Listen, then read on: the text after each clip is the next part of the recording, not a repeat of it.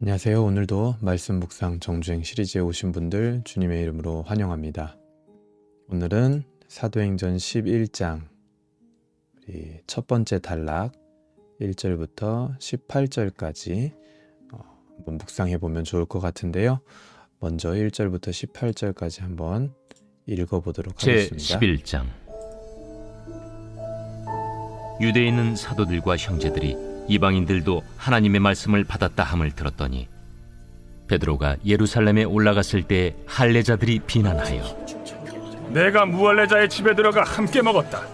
베드로가 그들에게 이 일을 차례로 설명하여 내가 욥바시에서 기도할 때에 황홀한 중에 환상을 보니 큰 보자기 같은 그릇이 내 귀에 메어 하늘로부터 내려 내 앞에까지 드리워지거늘 이것을 주목하여 보니 땅에 네 발 가진 것과 들짐승과 기는 것과 공중에 나는 것들이 보이더라. 또 들으니 소리 있어 내게 이르되 베드로야 일어나 잡아먹으라 하거늘 내가 이르되 주님 그럴 수 없나이다.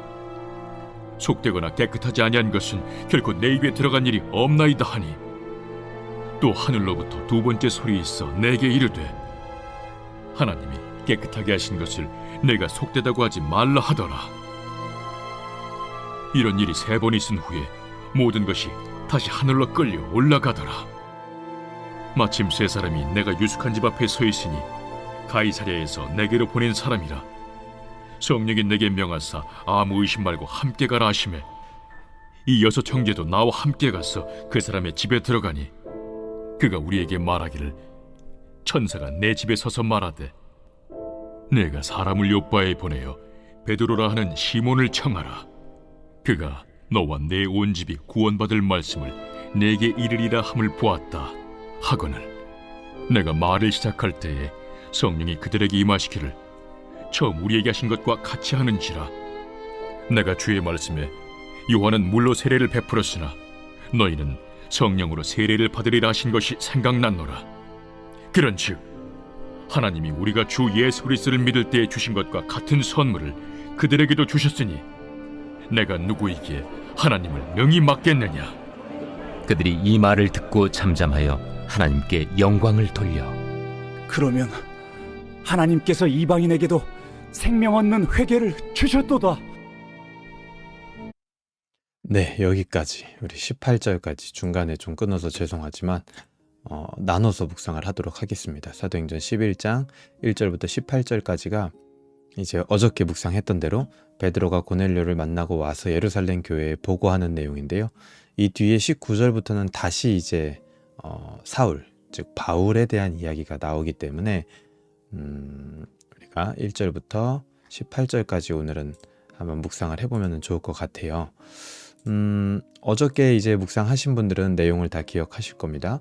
베드로가 이방인이었던 고넬료의 집을 방문한 다음에 그들에게도 이제 성령이 임한다라는 사실을 두 눈으로 확인을 하게 됐죠. 그러고 나서 이제 다시 베드로의 주된 활동처였던 예루살렘으로 이제 돌아오게 됩니다. 그런데 베드로가 그렇게 돌아올 때 베드로가 이제 예루살렘 교회에 가서 이런 일이 있었다라고 말하기 전에 이미 베드로가 이방인들과 함께 했다, 함께 식사했다라는 소문이 예루살렘에 먼저 아마 알려지게 된 것 같아요. 실제로 다른 사본에 보면은 베드로가 상당 기간 고넬료의 집에 머물렀다라는 기록도 있습니다. 그렇기 때문에 소문이 먼저 퍼지는 거. 원래 또 소문이 빠르잖아요, 그렇죠? 그래서 먼저 이 소문을 들은 할레파들, 소위 말하는 이제 유대 그리스도인들, 유대인인데 예수님을 믿는 자들이 이제 원래 자기들의 전통대로 이방인과 함께 식사했던 베드로를 굉장히 비난합니다. 당시에 이제 배경이 유대를 다스리던 왕으로 헤롯 아그리파 1세가 세워지게 됩니다. 근데 이 왕이 어떤 왕이냐면 사도 야고보를 처형했던 왕이에요. 그래서 사도 야고보를 처형했더니, 그러니까 그리스도를 따르는 사도 중 한 명인 야고보를 처형했더니 당시에 이제 대제사장 무리 유대인들이 엄청 기뻐하는 거예요. 그래서 이 헤롯 아그리빠가 베드로도 잡아다가 감옥에 투옥을 하고 그런 일들이 이제 벌어지는 그때 어간의 일들입니다. 그러니까 이제 굉장히 흉흉한 거죠. 그리스도를 믿는다라는 것 자체도 그렇지만 유대인들이 가지고 있었던 어떤 그런 전통에서 벗어난다라는 거, 그거 자체가 굉장히 공격당할 수 있는 구실이 될 수 있는 그런 상황이었던 겁니다. 그런데 그때 이제 베드로가 이방인과 함께 식사를 했다라는 것은 당시에 유대인이 아니라, 단순히 유대인이 아니라, 유대교를 따르는 유대인이 아니라 유대인들 중에 그리스도인, 그들에게도조차 받아들일 수 없는 정서였다라는 거예요. 이방인과 함께 식사를 하는 것이. 근데 하지만 여러분들도 어제 묵상을 해서 아시겠지만 이 일은요, 하나님의 계획과 섭리였습니다. 그렇기 때문에 다르게 해석될 여지는 전혀 없습니다. 우리는 종종 우리의 전통 문화 그리고 교리 전체를 절대시하려는 경향이 있습니다. 물론 정통 문화와 교리는 굉장히 소중합니다. 하지만 제가 지금 어떻게 이야기하는지를 잘 기억하세요. 전체, 정통 문화와 교리 전체, 그 모든 것을 절대시해야 하느냐? 여러분, 그렇지 않습니다. 교리 중에는요, 물론 목숨을 걸고 사수해야 하는 교리들이 있습니다. 이제 우리가 신봉하고 있는 웨스트민스터 신앙고백서에도 처음 부분에 나와 있는 삼위일체라든지 신론이라든지 예수님에 대한 것, 이런 모든 것들은 우리가 목숨을 걸고 사수해야 되는 교리들이 맞아요. 근데 하지만 그렇지 않은 각 교단이 저마다 가진 차이들, 교리의 차이들이 있을 수 있습니다. 그런데 그것을 인정하지 못할 때 오늘 본문과 같은 오류가 발생할 수 있는 거예요.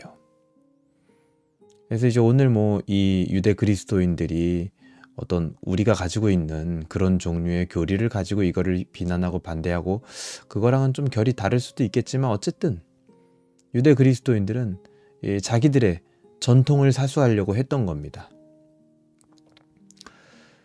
그런 전통들을 사수하는 것으로 나의 존재를 확인하고 거기서 어떤 우월감을 느끼고 있었다면 그것이 바로 어제 묵상했던 대로 종교 문화적 우상이 될 수도 있다라는 거예요. 그러니까 지금 유대 그리스도인들이 예수님을 믿지만 그럼에도 불구하고 그들 안에 이 유대교에 있을 때 가졌던 그 종교와 문화가 아직도 그들의 마음 안에 남아서 오히려 하나님의 뜻을 거스르는, 그게 바로 우상이죠. 그런 작용들을 지금 하고 있다라는 겁니다. 이방인들을 받아들이지 못하고 있는 거죠. 아직도 옛날 이스라엘 문화를 절대시하며 예수님 안에서 이제는 이스라엘과 이방이 한 형제라는 그 새로운 문화를 받아들이지 못하고 있는 겁니다. 오늘날 현대 교회에 이런 모습이 나타난다면 교회는 문화적으로 사회에서 고립되게 됩니다. 생각해 보세요. 만약에 예루살렘 교회가 이런 전통, 유대교 때 가지고 있었던 전통을 고수하려고 했다면 어떻게 됐을까요? 바울이 전도하는 수많은 이방 교회들 사이에서도 이들은 고립됐을 겁니다. 그리고 세상에서도 고립되게 되겠죠. 그리고 전도는 일어나지 않고 결국에는 그 문화를 좋아하고 수용할 만한 사람들만 소수 모여들게 될 겁니다. 이런 현상들이 오늘날 우리들이 겪고 있는 교회들에도 분명히 있을 수 있다는 사실을 우리는 잊어서는 안 됩니다. 그래서 이런 현상들을 하나님은요, 재밌는 게 이론으로 가르쳐 주시질 않았어요. 이렇게 해야 된다, 저렇게 해야 된다. 그게 아니라 베드로를 통해서 현상으로 경험하게 하셨습니다. 현상으로 경험하게 하셨다. 베드로를 통해서. 그게 굉장히 중요한 지점이겠죠. 그리고 또 이후에 바울을 통해서도 여러 가지 유대 전통과 이방인들 중에 그리스도인이 되기 원하는 자들 간의 사소한 문제들에 대해서도 마찬가지예요. 이론으로 막 정리하는 게 아니라 경험하게 합니다. 경험하게. 하나님이 그들을 형제 삼았다라는 거, 그들에게 성령이 임하고 있다라는 거. 오늘 본문의 결론이라고 한번 본다면 17절부터 18절이 될 수 있을 것 같아요. 그런즉 하나님이 우리가 주 예수 그리스도를 믿을 때 주신 것과 같은 선물을 그들에게도 주셨으니 내가 누구이기에 하나님을 능히 맡겠느냐 하더라. 그들이 이 말을 듣고 잠잠하여 하나님께 영광을 돌려 이르되 그러면 하나님께서 이방인에게도 생명 얻는 회개를 주셨도다 하니라. 이 유대 그리스도인들이 그래도 예수님을 믿는 신앙을 가지고 있었던 것 같습니다. 왜냐하면 베드로의 이 간증을 듣고 이것은 하나님의 일이다 라고 인정을 하게 돼요. 그래서 이 일을 통해서 이들은 한 단계 성숙하고 성장하게 된 것이겠죠. 어떻습니까? 우리는 전통적 문화 그리고 교리 그곳에서 혹시 나의 우월감을 찾고 거기서 나의 우월감을 발견하고 있다면 그거를 지키려고 할 겁니다. 그런데 그것이 오히려 하나님의 뜻과 섭리를 굉장히 제한하고 공동체 안으로 사람들을 들어오지 못하게 하는 장애물이 될 수도 있다는 사실을 우리는 잊으면 안 돼요. 그게 장애물이 되고 있다면 그것은 곧 우상이 되어버린 겁니다. 그러면 이제 오늘 본문에 나왔던 할레파 사람들처럼 그런 전통과 문화 안으로 들어오지 못하는 사람들을 비방하고 정죄하겠죠. 막 비난하고 그런 모습들이 나타나겠죠. 현상적으로. 그러니까 우리도 그렇게 되짚어 봐야 되는 거예요. 내 안에 내가 추구하는 전통과 문화 그대로 하지 않는 자들에 대하여 또 그것을 인정하지 않고 따라오지 않는 자들에 대하여 그것에 익숙하지 않은 자들에 대하여 비방하고 비난하고 또 한 걸음 더 나가서 내가 막 그걸 하는 것으로 인하여 어떤 우월감을 느끼고 거기서 내 존재감을 찾고 있다면 그건 이미 내 안에 종교 문화적 우상이 되어 있는 겁니다. 하나님의 복음은 예수 그리스도라는 복음은 그런 전통과 문화, 종교 문화의 우상에서 우리를 벗어나게 합니다. 그래서 복음 안에서 누구나와 하나 될 수 있도록 그 일을 우리가 인정하고 그것이 하나님께 또 영광이 될 수 있도록 우리를 이끌어가는 게 바로 복음입니다. 여러분 기억하세요. 복음은 하나지만 예수 그리스도 하나 외에는 한 분 외에는 복음은 없습니다. 하지만 복음은 모든 곳에 영향을 미치고 있습니다. 그리고 영향을 미쳐야 하고 영향을 미칩니다. 복음에 영향이 미치지 못하는 곳은 없어요.